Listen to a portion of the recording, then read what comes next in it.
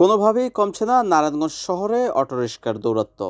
Autorickshaw বা easy বাইকের দখলে এখন নারায়ণগঞ্জের পুরো শহর। এমন চিত্র দেখা গেছে রোববার বিকেলে।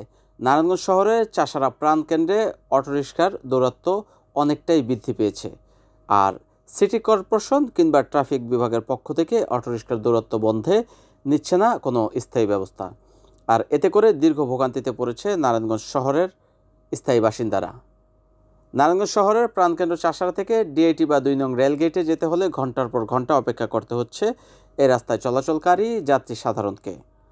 তবে নগরবাসীর দাবি, সিটি কর্পোরেশন ও ট্রাফিক বিভাগের যৌথ উদ্যোগী হতে পারে অটোরিকশার বন্ধের স্থায়ী সমাধান।